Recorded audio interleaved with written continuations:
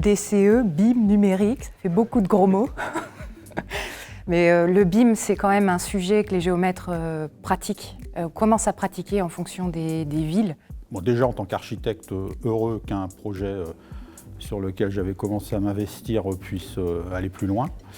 Et puis sur ce point de DCU numérique plus précisément, très enthousiaste.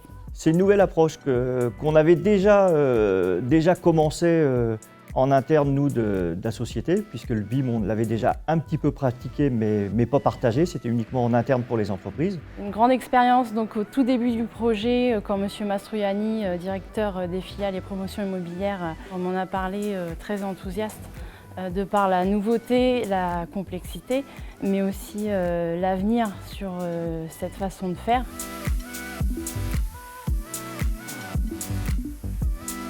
Ma première réaction a été qu'il fallait tout de suite y aller parce que c'était une expérience extrêmement valorisante et enrichissante pour les équipes. On a envie d'apprendre, on a envie de découvrir des nouvelles choses, on a envie de partager cette expérience avec plusieurs personnes. Donc le projet NodePi, c'était super pour ça. C'est un projet qui est très ambitieux, qui est très bien développé. Dès le départ, il y avait quand même une approche technique assez particulière. On savait qu'il y aurait des difficultés.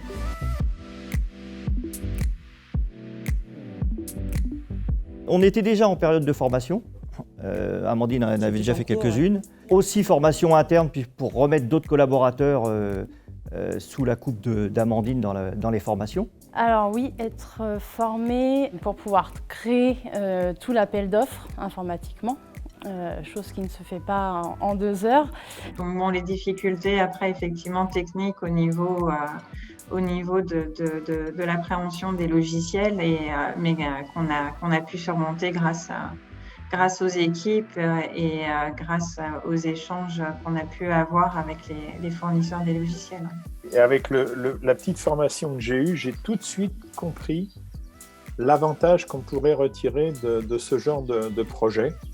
Puisqu'on peut voir, alors qu'il n'y a pas un trait de crayon de dessiné, on peut déjà voir à l'instant T, dans 1 mois ou dans 3 mois, l'état du chantier. Quand il y avait des points bloquants, on pouvait au moins échanger aussi avec Gabriel et pouvoir résoudre des problèmes que techniquement, sur le logiciel, je ne savais pas.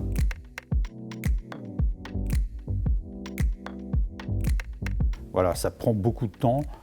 C'est des remises en question, mais bon, il faut qu'on puisse évoluer dans nos métiers. Là, il y a un enseignement, c'est sûr. En plus, on va participer à quelque chose de nationalement plus grand qui va pousser, j'espère, d'autres entreprises à se lancer dans cette démarche. Donc, allons-y. Il ne faut pas avoir peur des évolutions.